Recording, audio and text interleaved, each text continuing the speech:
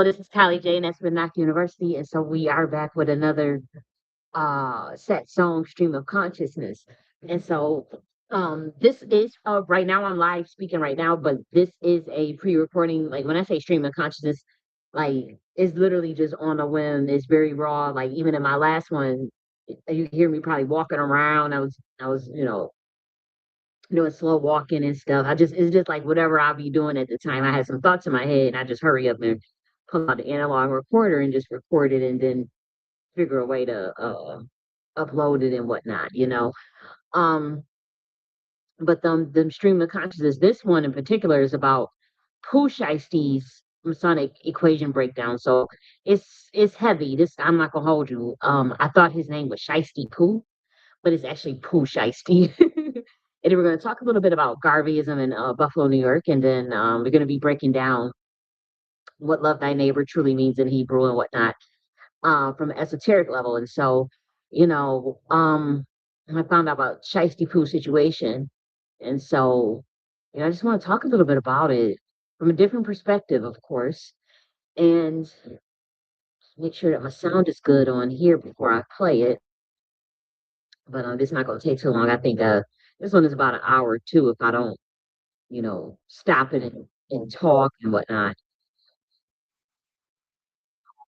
And I'm laying down, so it's about 10. It's about to be 10 p.m. About to be 10 p.m. So I'm laying down with my feet in the air, ready to ready to settle on down and get into bed. So I did want to play this though.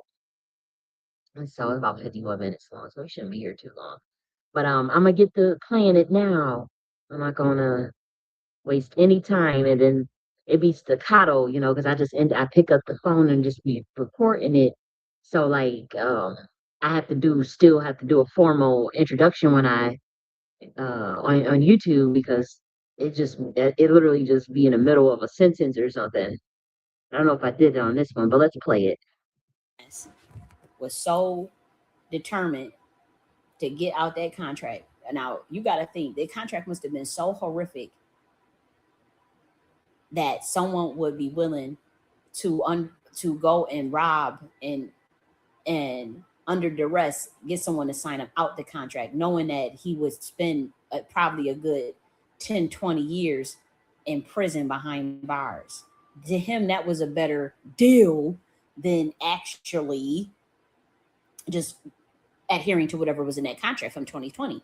It was a merged contract with Atlantic Records and 1017, had 360 elements, and profit sharing was horrific in his favor compared to what Get It Back in Blood was doing at the time in terms of the numbers. He wasn't getting shit out of it. He shouldn't have signed it, And his father had a record label, was independent. But why didn't you sign with your father? Did your father try to keep you out of it? I need them. If you need to contact.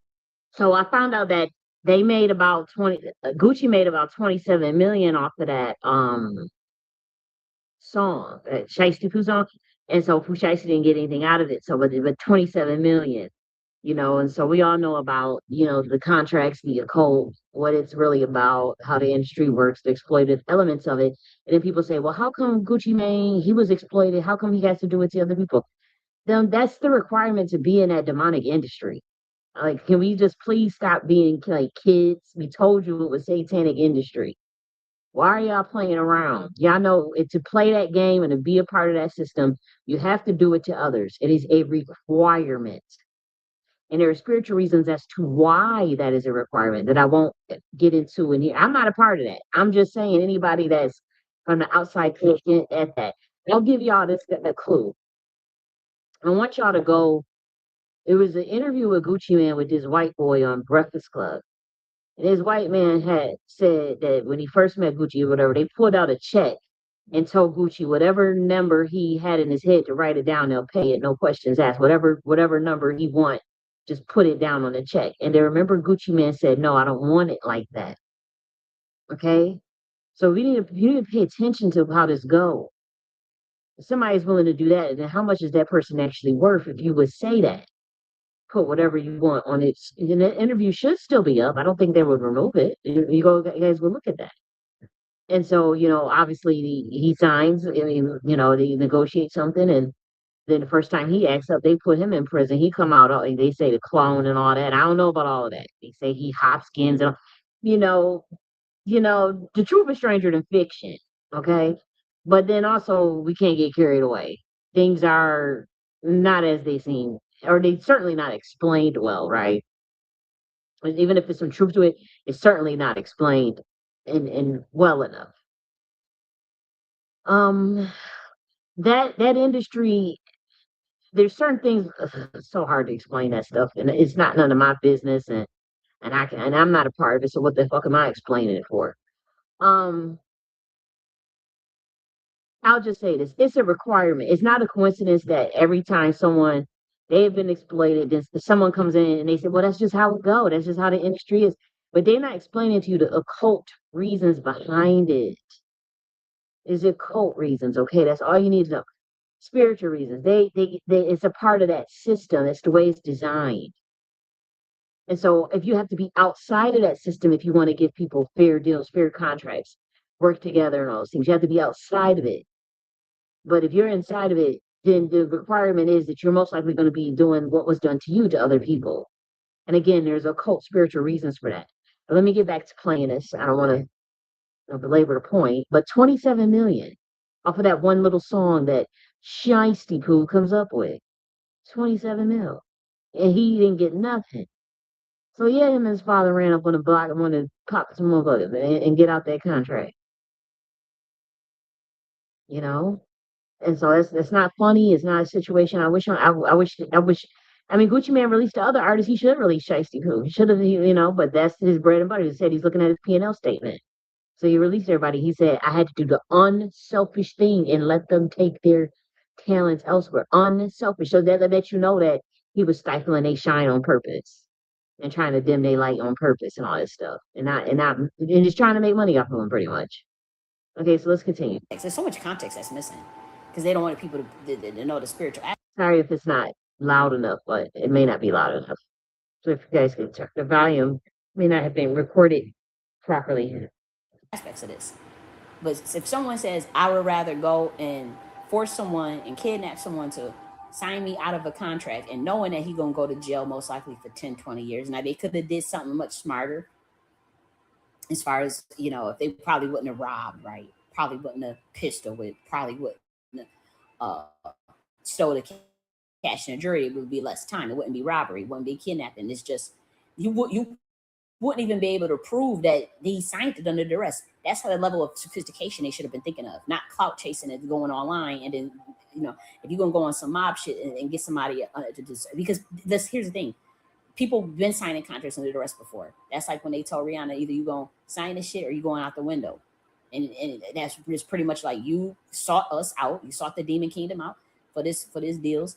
Either you going to sign your soul or you going out that window. And she had to make that decision. And they didn't, when she tried to back out, and realized that shit serious as hell. It's real as hell.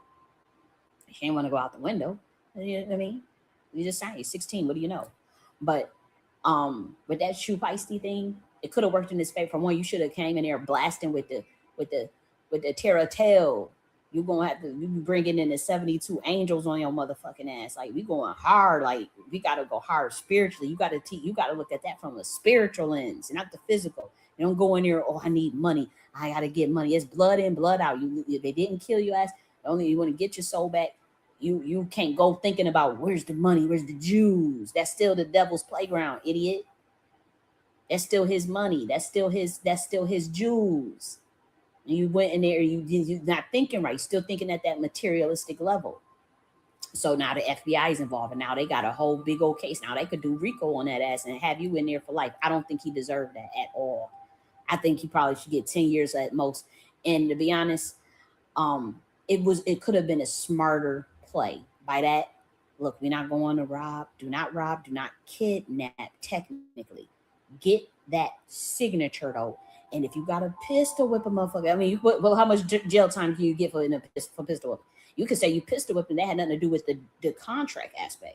You want to get the release of the contract. That's the only thing you should care about. Get the release and keep it moving. And then do it in such a way where they can't even prove that it was signed under duress and none of that. You have to do that in such a way where you can't prove that. The courts can't prove that. It's too much reasonable doubt. Then people would have been fucking with Pooh Shiesty. Okay, but you did it on some nigga shit. You're online talking about the Jews that you stole and the money that you got. That's stupid. You still don't have no light. You still part of the, you know. But if he was serious and saw it from a spiritual lens, that's the first thing you would have did. Like, I just got to get out this motherfucking contract. And that's the only thing that's important. I'll figure it out later. God will get me. I'll get right with God later. Well, I got to get out this motherfucking contract. That's all he should have been thinking about. But when you start taking Jews and money and all this stuff and worried about that level, your frequency is already off. Your frequency is already off because them contracts, they are like slave contracts. And for him to do that, he really felt that, hey, going to prison for the next 10, 20 years is a better deal than being under this Atlantic record deal with 1017 in 2020. That's crazy. That's crazy as hell. It must have been that bad. You don't know what they had them people doing. And then if they offered whatever that advance was, that meal, whatever, you got to figure the recuperation after royalties wasn't enough for him based on the level of clout that Back in Blood had got, as far as the level of fame that it had garnered. He wasn't seeing none of the money from that. Other people was seeing the money from that. And that's sad. That tells you what that stuff is about. Now imagine the people who parents sell them into that stuff. The people who, you know, get preyed upon as kids, foster care kids, all types of stuff. And you have to stay, as they say, with the light. You have to really be in tune with your soul and with the light and with God, the Most High, at that level, because that stuff is crazy. Now, when you think of Shiesty Pooh, look at his equation. He's calling himself Shiesty. What the fuck did he attract? Shiesty people. You called yourself Shiesty Pooh. Pooh. You know, it's Shiesty Pooh. Who gave you that name? You wanted to call yourself Poo Poo? People think of Poo Poo, you just doo-doo. You call yourself Shiesty. You out here doing Shiesty shit. Then who you get around? Shiesty people. And what they treat him like? Pooh. You see your equation? He calling himself Shiesty. He get around Shiesty people. And then what do they treat him like? Pooh. What do the contracts treat him like? Shit. That's some masonry for your ass. If I ever fucking saw it, man. And it's sad, but that's how it go. And you have to pay attention to those things. And that's why we talk about how the Jacobians was trying, you know, we're very upset at how the way the church went, because they should have been teaching them that type of stuff about the letters and the equations of even what you call yourself, even the nicknames you give yourself. You know, like we were talking about the breakdown of neighbor in Hebrew. The variations of that is a play on Shekinah, or is literally a play on Shekinah, and a myth, and how that refers more to your frequency versus a physical proximity. You know, just something simple like that. When they say love your neighbor, they're talking about your bloodline. It's your bloodline. How do you know that? The 7 continents. You go to Africa, is nothing but Africans. You go to Asia, is nothing but Asians. You go to the Indians, you're surrounded by Indians. So that's your bloodline. But it's also the frequency. Even the neighbor variation of Germanic references to horses. Horses is a code. It refers to a frequency. And see how you know that Jacobians would tell you the King James unicorn on the coat of arms, that's a horse, but it's a mythical horse. It's a frequency. It stands for Christ. It's a frequency of Christ.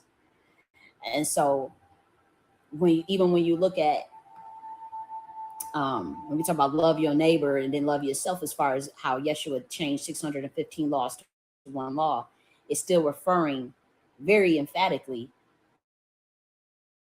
to codes for bloodlines.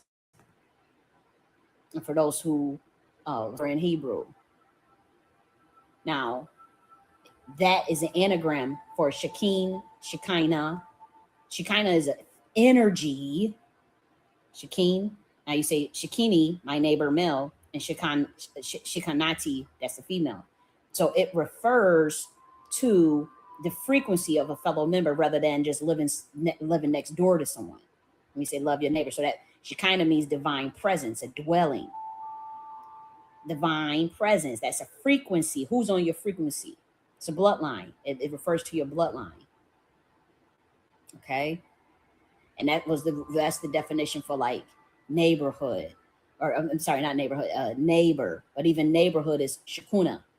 Okay. And so these are the things the church should have been teaching. So all that love and forgive some random ass motherfucker that's been beat you upside the head for 400 years. Like, how do they teach the church in the church? That's wrong teachings. And see, Jacoby and Moores always knew that. And that's why we've had no issues with the equations and of Yeshua. But if you notice, a lot of us don't go to church, but we're not against the church either. We're disappointed in how they sold out. A lot of these pastors sold out. We weren't teaching them shit.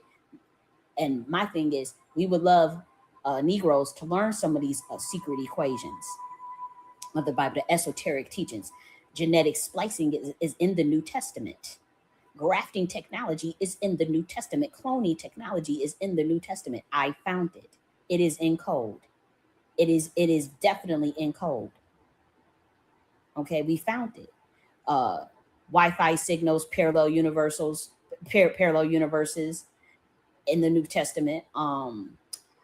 Old Testament, a lot of the stuff they took out as far as warning about being all obsessed with communications and radio waves, radio signals, the technology that was coming, that's also was in the Old Testament. Okay, we would like to break these things down.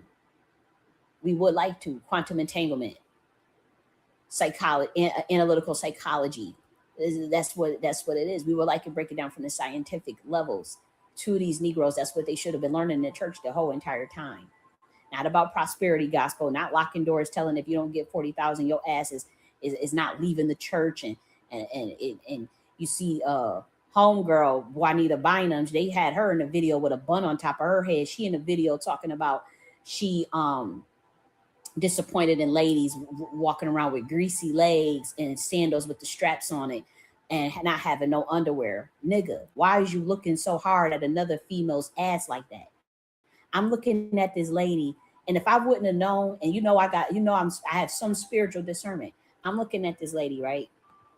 I'm like, if I wouldn't have known what she was saying as she was talking, no lie, I would have thought she was a lesbian. It was giving butch vibes. It was. And why is you looking that hard at some greasy legs under the table? She acting like they some damn fried chicken.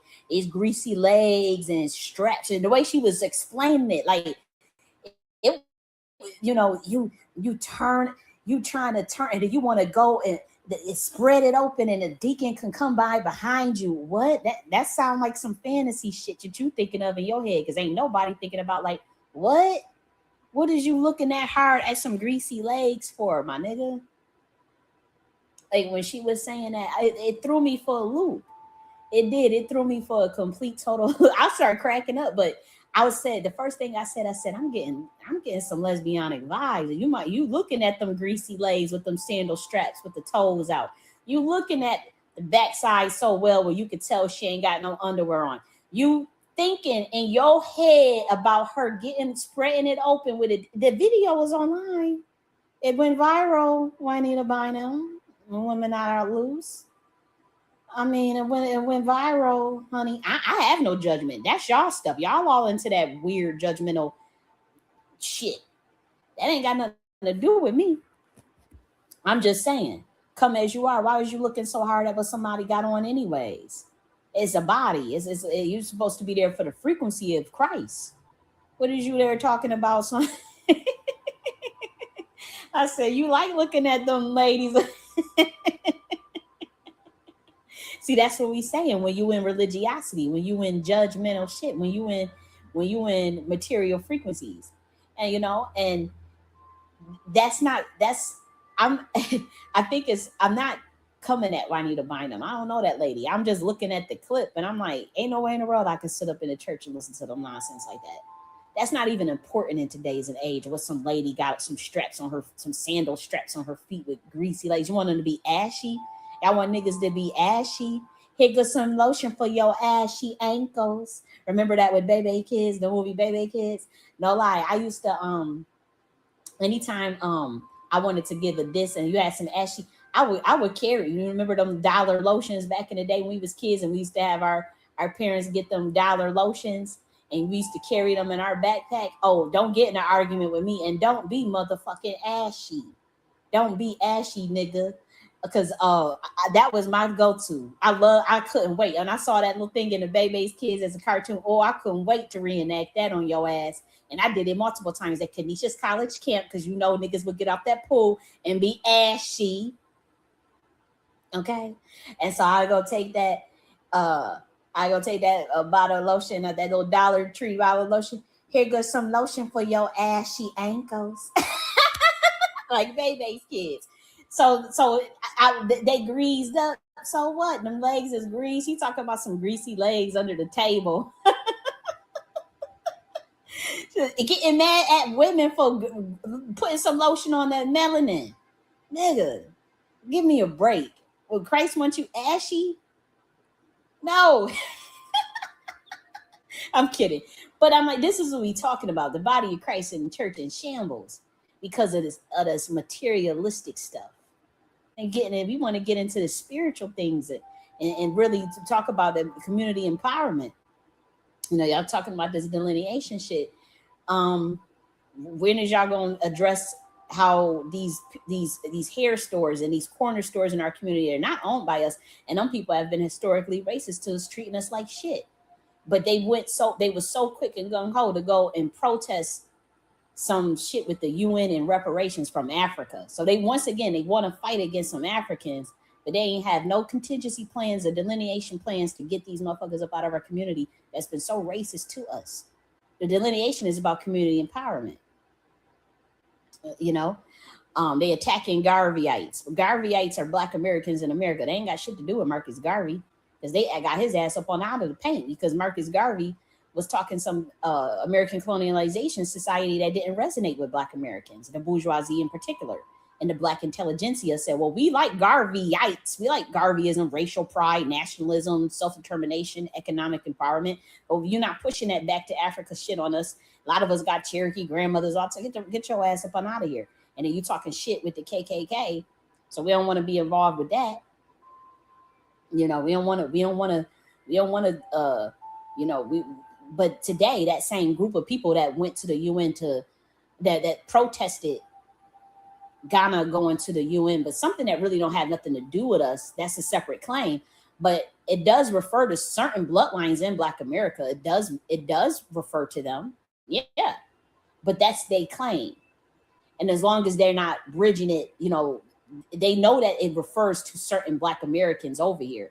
It wasn't really a big deal. Yeah, the political party's going to use it as a moment to, like the Democrats always use things as a moment to politicize. You know, that's just common sense. But that had nothing to do with political parties either. It didn't. But you notice how they were so quick to, they talk about this delineation move, they're so quick to, once again, protest. So some Africans is doing 5,000 miles away with the UN. And it does refer probably to, you know, for one, we're talking about the slavery is a crime thing and that reparations thing. Those were two different topics, right? They go hand in hand though, but one can undermine the other. So the vote was important. America, Israel, and Argentina voted against stating that slavery was a crime, the greatest crime in America, in the world. Yet it's still these people that's going for delineation said they want reparations. You see how, but they aligned with the establishment. They aligned with them people because they attacked Ghana and they attacked countries who were sticking up for recognizing slavery as a crime. Just wanted to acknowledge DW. Hey, DW, I'm so glad to see you back in the building. Oh, that's a cute thumbnail too. That's an awesome thumbnail. I just wanted to acknowledge you. I didn't know if you know we were playing a pre-recorded set song. So right now I'm live, but this video that I'm playing was already like pre-recorded. So I just wanted to stop it and give you the acknowledgement. I'm glad to see you. I hope you're having a great weekend and great life too.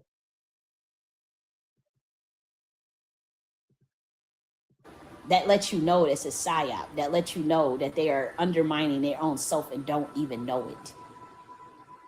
But they have no plans about the Yep. Yeah, right now I'm live. Like right now I'm talking, but this set song was already pre-recorded.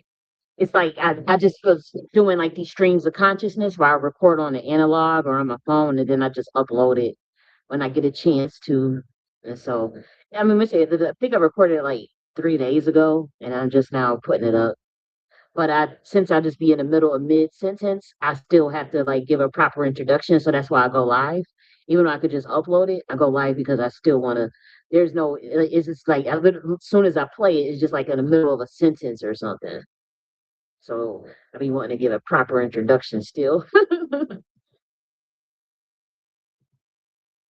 racism that we deal with business people that come into our community that set up hair stores and restaurants that we don't own, corner stores that we don't own. They treat us like shit, don't hire us. Shouldn't we have contingency plans to get them out the paint? We talking about delineation and then coming up with some sort of funds to make sure that we getting it from our own. That's how you know it's not serious. Then they attacking Garveyites, which is a lot of American Indians and Black Americans, once again, who do not, it had nothing to do with the Garveyism in America, had nothing to do with the Back to Africa movement after he had got exiled. I learned Garveyism when I was 15 years old from a Black Americans who owned businesses in Buffalo, who taught me, who hired even me, a part of to work in their business as a daycare. I learned Garveyism from another Black American who identifies as indigenous and have African ancestry, just so y'all know. I learned Garveyism from Black people who were teaching martial arts to Black kids in the hood in Buffalo, New York. And they was, they understood sensei, they understood the proper techniques of martial arts at that too. And if we had the names of these, I would not put them out there. I would not put their identity out there. This is real shit. Very low key. Garveyites. Even some of your battle rappers are Garveyites. They grew up like that. It had nothing to do with, the critiques of Marcus Garvey that we have. And I have very strong critiques of Marcus Garvey. I don't agree with everything he did or everything he said. But I do know that we as Negroes are nuanced enough and intelligent enough to say, okay, that shit you talking about, we don't agree with, but there's other stuff we like. And we generally like what you tried to do with the UNIA, but we have some differences and we don't agree with when you went to that KKK. But here, the group that just did a video attacking Marcus Garvey, not even attacking Marcus Garvey, because honestly, you can attack the founder of something. That you can have a critique of the founder, but they attacked Garveyisms and Garveyites. The same group that did that, isn't it a coincidence that in 2026 they were found bigging up Tucker Carlson, who has ties to the CIA? Them people don't care about Black America. Them people have been known to send dog whistles and say racist dog whistle stuff about Black America, but they big up that. Do y'all not see how that's the exact same thing? Bigging up Trump. Do y'all not see how that's the exact same thing that y'all claiming that Marcus Garvey did as far as what he did to what him talking with the KKK about something? It's still dealing with the establishment of white supremacy, imperialism, and racism. It's the same thing. If you go and talk with somebody that don't give a shit about your community and praise them for shouting whatever you out, knowing it's a government psyop, then why are you attacking Garveyites? Garveyites, it's an ideology. These niggas is still in America. They was never on that Back to Africa shit then. But the parts about racial pride, nationalism, self-determination, group economics, that's some of the tenets of Garveyism. How do I know? I learned it from a Black business owner in Buffalo. Small bit, doing her thing, and hired me to work in her daycare.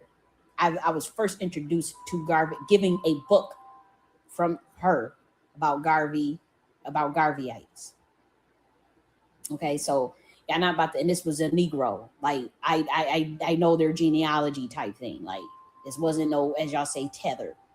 And so when we see this enshrouded taciturn warfare in terms of the mechanisms of how people can get you to undermine even yourself, just because you align with something you feel is popular or you're going to get money. It's very dangerous. You can't see the outcome now, but there's consequences of that.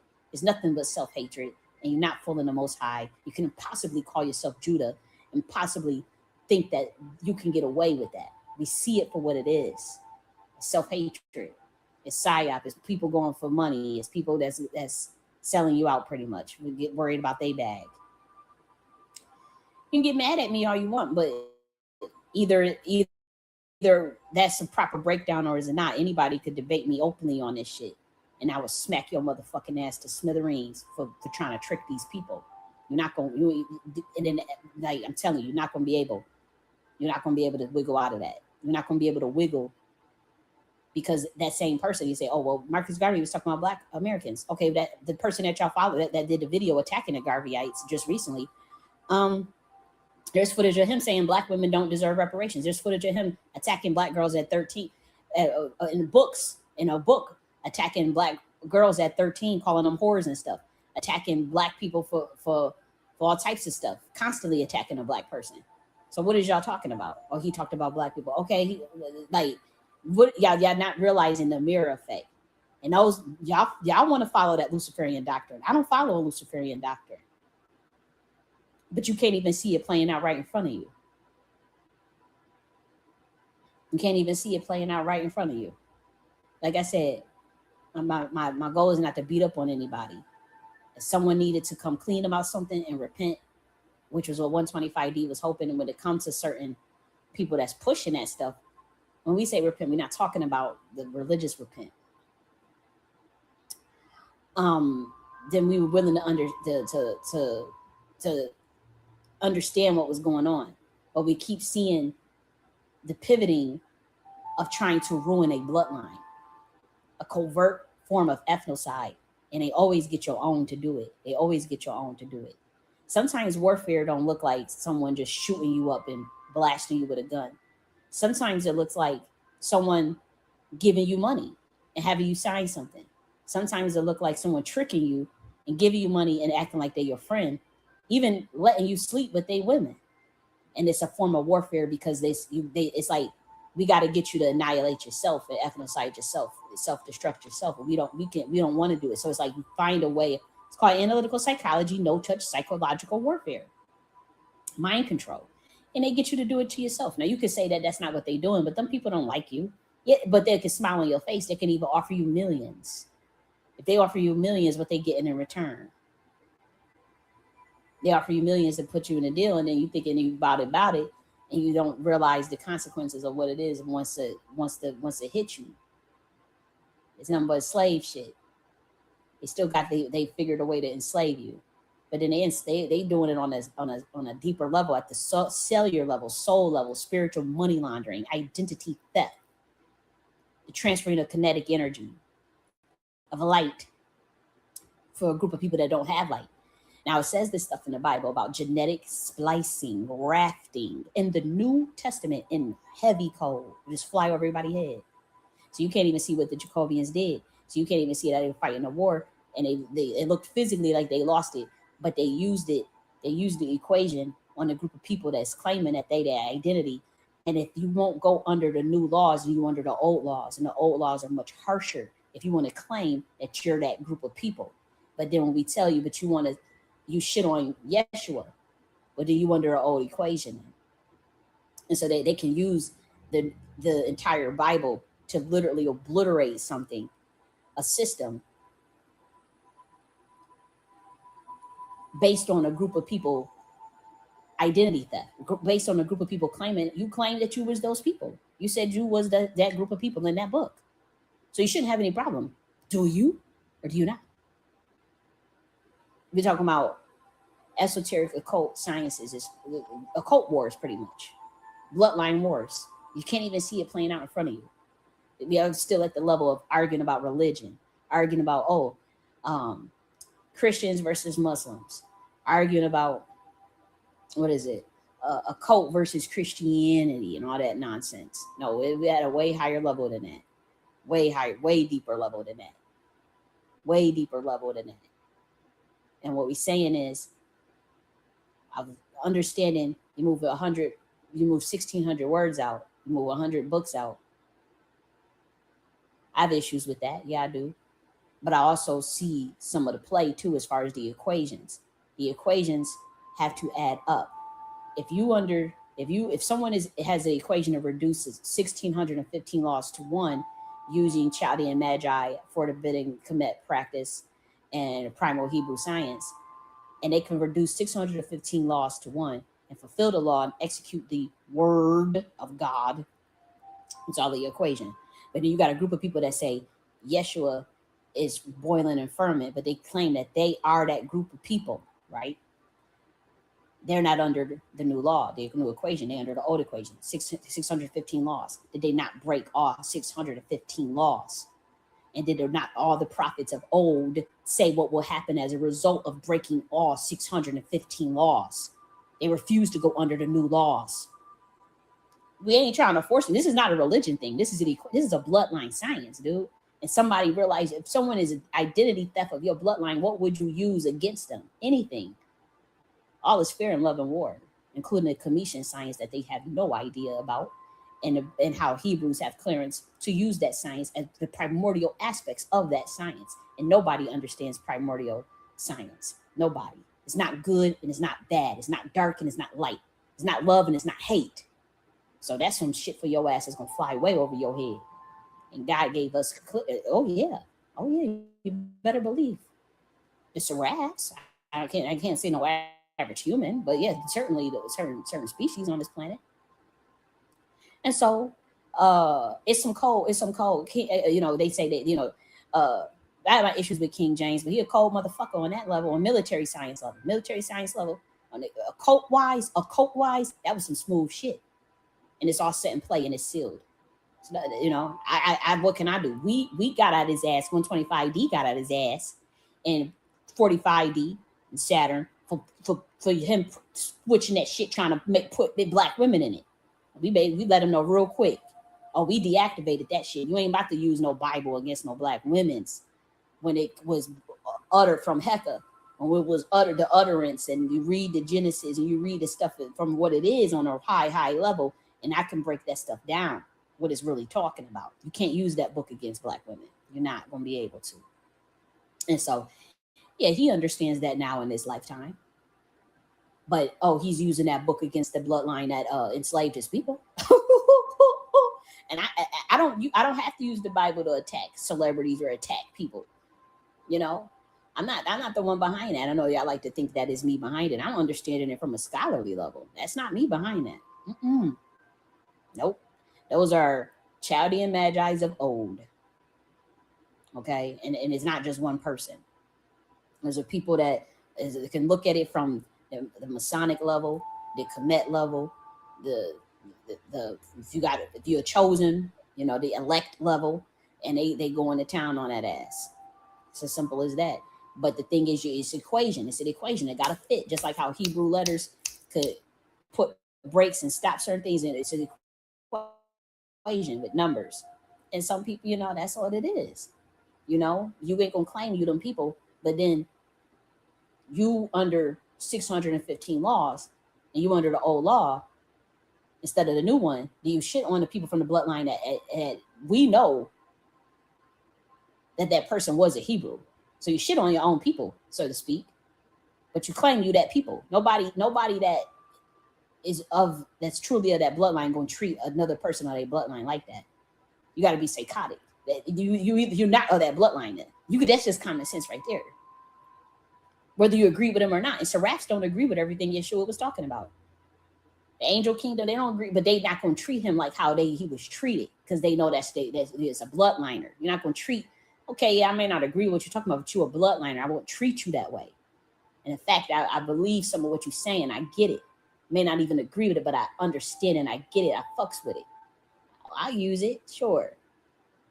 You can see even some of you decode some of these rappers' lyrics, and they Hebrews, and they see them. They send codes where they know they got into them contracts and them deals, but they use Jesus as a technical loophole. Does it work? I don't know. I won't chance it. I ain't chancing that. But I'm saying they was using Yeshua as a technical loophole because they understand the more occult aspects of what he did as the equation. Did it work for those two that I've caught? I've caught 3 of them doing it. I caught 3 rappers doing it. Highly intelligent. I don't know. I don't know yet, is what I'll say. I don't know if that worked, but I've decoded their music enough to know. Even one even apologized for doing it. Like, I shouldn't have sold out my gifts to the you know what they say. I shouldn't have showed up my gifts to the devil. That type of talk. Those type of things. So I don't know, but I know that they were advanced enough to understand the equation and try to use it as a loophole, because if you don't play the game, you ain't gonna have no big money, and them niggas don't want to be broke out here, you know. And so they made that decision. That's their decision. I have no judgment of it. Like I said, I don't even know if that equation worked. I know the technicality of it could work, but I'm not gonna chance that. That's just me. Technically, yeah. Yeah, but them people, you know, you gotta draw a line in the sand, and you don't let nobody tell you to your face as Black American Negroes that you are the biggest threat in the nation. Then they go and vote against slavery being a crime, and now they want to smile in your face and put you in contracts and deals like they've been doing. That's all fucked up. But then now that the stuff is coming to machination as far as what they have done and who they are, now they want to smile on your face and bring you in, and you thinking you getting a seat at the table. You're not getting a seat at the table. It is another game 0.0 of technology. It's just more technology. That don't mean you gotta, you know, I'm just saying, in these days, be wise, be intelligent, love yourself, love your neighbor. But what does neighbor mean? Remember what neighbor mean. Shekini, Shekinati, Shekin. That's what it means in Hebrew. So if Jesus say, Yeshua say, love the Lord your God yourself with all your heart and with all your mind or all your soul. Okay, what does it say in Psalms 82? It's an external and an internal. It's as above, so below. Okay, the kingdom of God is within. So you're loving the external, the most high creator God of the universe, but you're also loving yourself too. You're loving yourself because the kingdom of God is within. Put the codes together. Love the Lord your God, love the most high with all your with all your heart, with all your soul, and then love your neighbor. Now, what is your neighbor? Remember, that is someone that's on your frequency, your fellow man, your fellow person, because Shekinah, it refers to your divine presence. Shekinah is an energy, it's frequency. Shekinah is frequency. That also refers to the divine feminine as well.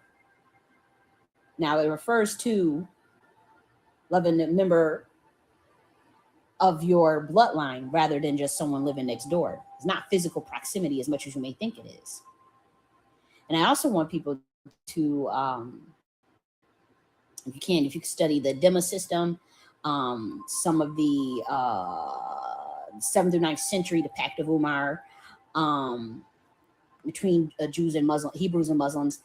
You can also study those were Jacobean wars. I argued with a Jewish professor when I was 19 about I was 20 years old, about how there was a period when they were exiled and they had to find refuge among Muslims through the Umayyad. This was 661 to 750. I want you guys to study that.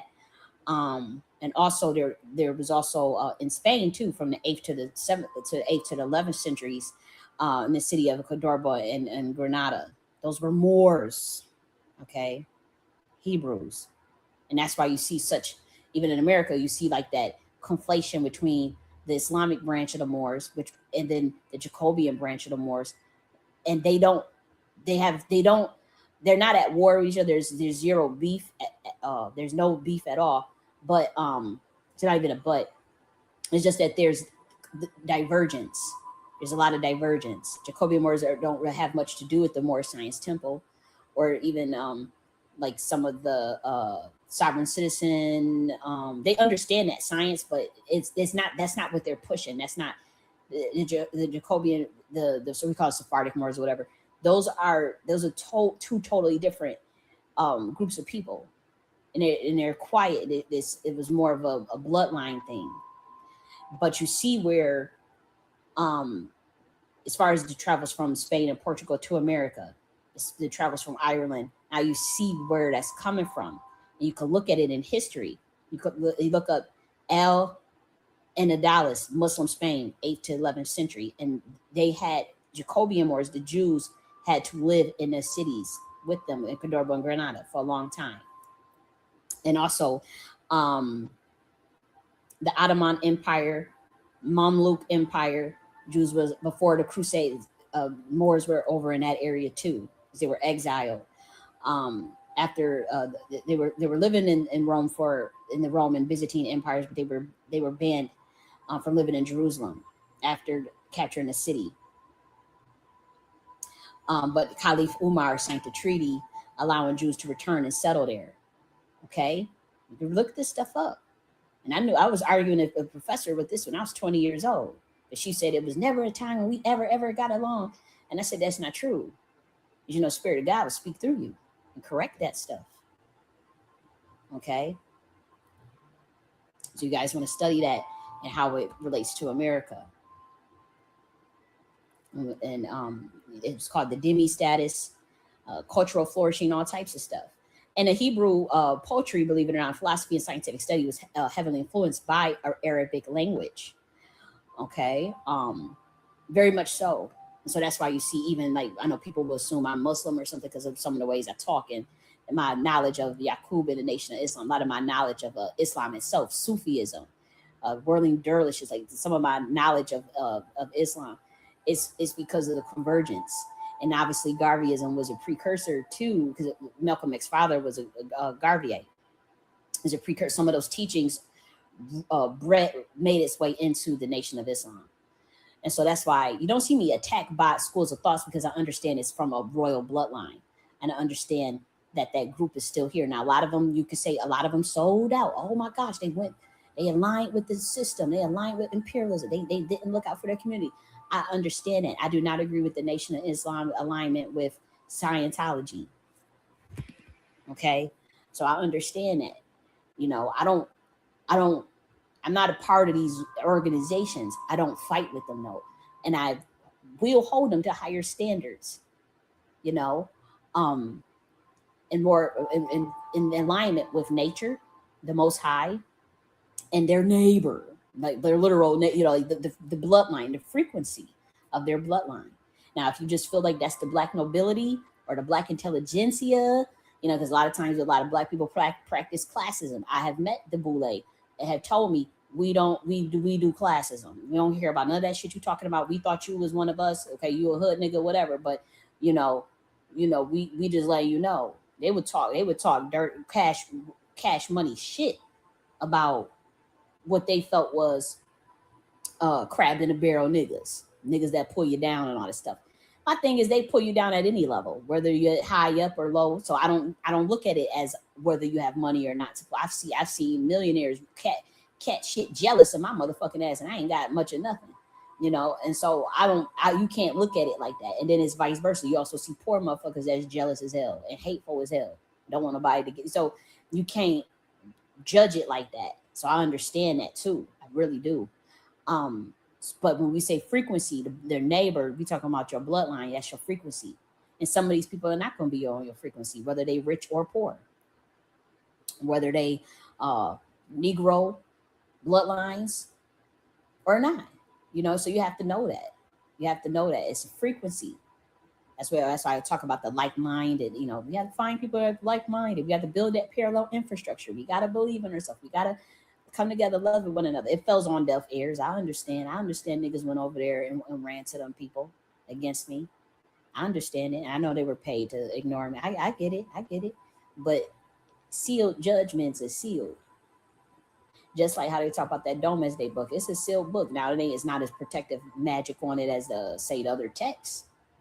But it is sealed as far as those names and those coats of arms and that nobility and that bloodline that got switched as far as they what you call MK Ultra ritual, but really like spiritual money laundering, binding rituals, you know, like occult stuff pretty much. And that's what MK Ultra rituals are. Unfortunately, they're a mixture between an obeah practice and heavy psychotronics, you know, mind control essentially of the soul. So you have to be aware of that and break those bonds and break those generational curses and whatnot. It is spiritual. Don't let anybody tell you it's not. And the government is very much adept at occult knowledge, including the CIA. They're very much adept at these practices.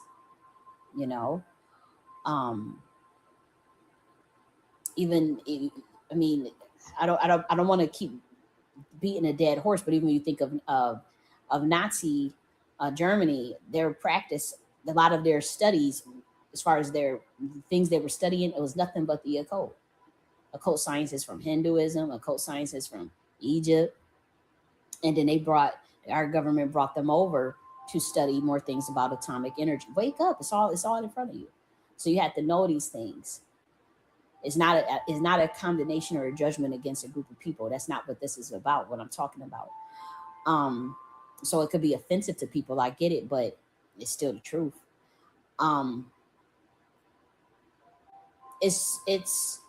It's more so the realization of how deep that enshrouded taciturn warfare was, and how it wasn't, and how it's no touch psychological warfare and no touch kill. And that is what the Black community in large has been dealing with. I've been dealing with it on a heavy level because I hadn't fought for the program, and you don't get opportunities if you can't be controlled, that type of thing.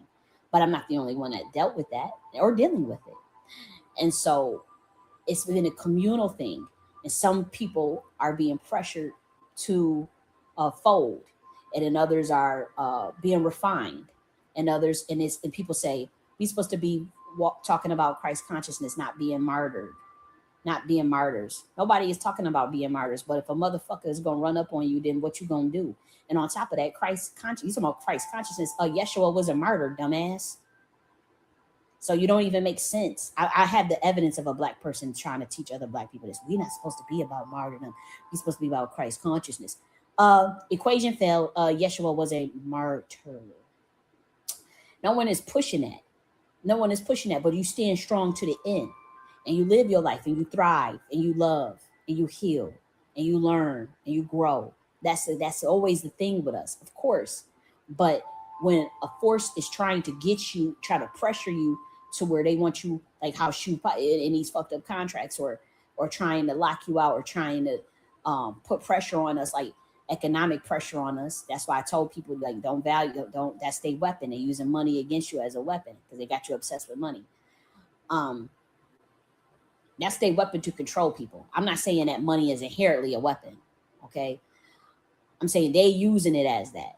But you could come up with any type of physical currency. Let's be real. We have one already written down for niggas. We want to get some input, though, offline. And so, that's it. We're not here to tell people to martyr themselves, but you got to stand for something. You fought for anything. Why are you not standing for your soul? Why are you not standing on your beliefs? And that is that is definitely, if you're gonna claim you Judah or whatever, any of that, if you claim you Muslim, if you claim you Hebrew, you already know how you give it up. You already know how it's given up. You stand on business. So the Lord call your number. You stand on business. There is no other way. But you do you too. You live your life. You do your thing. You follow your, you do what your purpose is. You find your purpose. You get your healing done. You learn to love yourself, all these things. It's all about, the growth, of course, that. We ain't telling nobody to go look for to go put themselves out on no mission. And no. But you got to know there's a force on here that got beef with us. And what we saying is we are not, we will give it up. That's what we saying, motherfucker. We not playing them games over here. We is about our soul ascension. We ain't playing them games over here. We not falling for the world's deception. We in this world, we not of this world. All of that stuff, that's all of the world. So we don't play that. We will get you. We will fight your ass. That's what we saying. But we not gonna sit and look for a fight. But to the point where, this government, these people been after me and all this stuff. Yeah. You ain't about to, but you ain't gonna tell Black people, and I got the screenshots to prove it. Y'all don't need to be talking about y'all need to be thinking about being of Christ consciousness and ascension. Nigga, we is, and Christ was a martyr. What is you saying? You stupid or not? You don't even understand the equation. Yeah, we want to get free from the government. Yeah, we don't. Yeah, we don't believe in none of that stuff y'all believe in. We don't. We understand that word plays legalese behind citizen and indigenous and American and legal residents and sovereign. We already know all about that. We know how this government will use Jedi mind tricks on your ass. One thing they use in citizen, they use to tell you to get rid of the 14th Amendment. Then they tell you to keep it down. They using all different types of legalese to still trap your ass. But that's what happens when you want to sell me out and fuck me over and give my talking points to a dude that fucking hate y'all. Well, it's not even that he hates y'all. It's just that he got handlers that hate y'all. We got somebody he working for, whoever hate y'all. I don't know if you trying to. They. It is what it is. What is you doing? You take that money and now you got to read your people off. Some sign checks we know better than the fuck. But y'all not about to sit and play on my topic and give these niggas all that messed up ass stuff in their head. Ain't gonna get them nowhere. The inevitable was gonna happen one way or the other. They gonna have to do something to get out this situation. And it's inevitable. You're not gonna just convince this community that they all gonna be some assimilated sellouts and do spiritual money laundering. And we know the dangers of that. Ain't no coming back from that. I've had multiple Black Americans tell me that. Black men's, Black women's. I've had multiple. I mean, it's like imagine somebody like hemming you up. Like, I had a dream of Black dude coming and like, we not playing with you, we telling you there's no coming back from that. Like in a way where, like, imagine like crazy energy. Like, I couldn't believe it. Like, we will really like we're not playing. Like, we cannot do that. I said, okay. Not thinking it's that serious. It is whatever he know that I don't know. It is that serious because he's in that industry. So it must be that serious. It has to be that serious for him to come like that and just be like it was just crazy. I don't know how to explain the energy, but it was dead. It scared me to my soul. Like, stay out they shit. Like, we gotta stand up. Like, we have to find a way. We have to we had to find a way. And then you see what Pooh Shiesty just pulled, Shiesty Pooh, whatever. So, I mean, all I don't know what it's all about. I can't act like I do. I have to rely on. I have to rely on God's understanding. I have to keep learning and growing. But it's something serious about that I think people want to play games about. And you got people that's already a part of it. They don't care about nobody else. So we have to be careful and have that discernment. And everybody has a choice. We have a choice. That's all I could say. That's all I could say. And I still trying to understand, because you be thinking maybe somebody don't understand something, but these people is in their 60s and their 70s. These people, they older than you, or they in the industry trying to get out. They did their time. They did, and they come and trying to warn you, and you just ignore it like you think you know better than them. Then go ahead, and go ahead and play around, fuck around, and find out. Especially when we trying to come up with alternative parallel infrastructure. But that's all I'll say. I'm gonna talk to y'all later. Bye.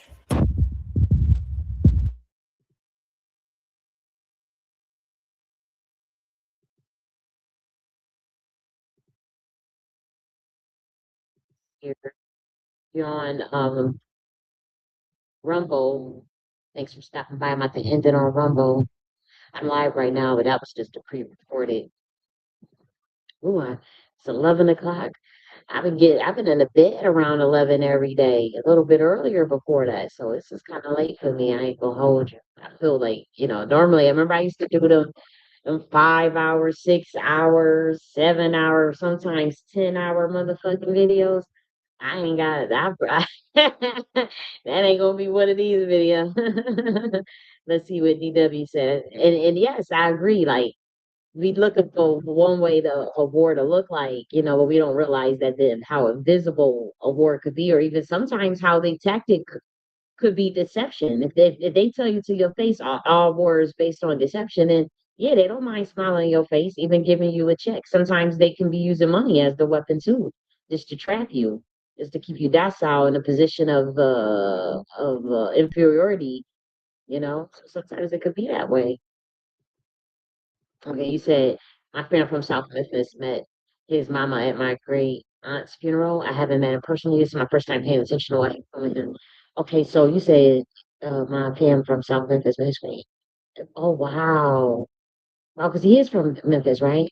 So the first time paying attention to what happened to him. Yeah, it was unfortunate. And I still don't have all the story, because I don't, that I don't know what it was going on with the 1017 stuff, but I've heard enough. I heard enough. I watched some other videos where they did deep dives into even other artists that was signed with him, like Asian Dow and the other girls, and people were trying to get out, and how the artist's fate at 1017 has been one of prison or death. It's weird. It's just it's no need for to be signing in this day and age. I got all the tools to do it independent.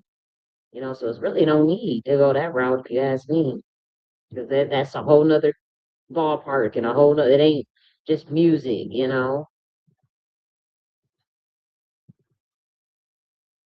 The kidnapping is so open. Weird. Right, right. And like I said, we don't know that contract must have been really horrific if he resorted to that, knowing that that could be 10, 20 years in prison. Like, he already in a prison pretty much. And I guess he figured, like, because the thing is, if you don't do something, like, once you're in that thing, you don't do, they can really, you won't be making no money, even if,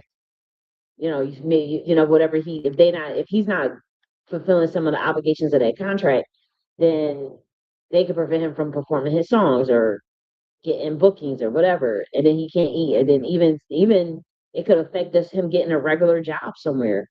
So he probably just figured, you know, at least he gets 3 meals and a cot just being in prison and not have to, that to him, I guess he figured that was a better deal than even what's in his contract. I do know Atlantic Record is involved with it. It's not just 1017. Atlantic Record gets a cut too. They make money off of him too. And so it's unfortunate. It's unfortunate. And then Asian Doll, she said she signed for 1017. She said when she was 19, she said it was the worst decision she ever made in her life. Now, I hope she expounds upon that. Like, she got out, she said she had to fight to get out of her situation though, and then all the other girls, they were like, I guess the other girls walked into the trap because they felt like jealous of her. And so they went and signed up because they hurried up and signed up because they was getting jealous, like, oh, I'm gonna prove that I can get signed to Gucci too, not realizing that it was a trap. Sometimes those decoys be set up that way too, when they want to draw souls in. You be thinking that you just want to compete with Asian down. Oh, I'm gonna get her. I'm gonna prove that I can be a better artist than her. I'm gonna get Gucci to sign me, and it was still a trap. She fighting to get out. She fighting to get out, and she's out, but they still trapped in it. Now he released all of his artists except for I think two or whatever. But she had to fight to get out of that. And for her to say it was the worst decision she ever made in her life, people need to pay attention. And I hope she explained more about what that was. This happens. He'd rather be in jail or something.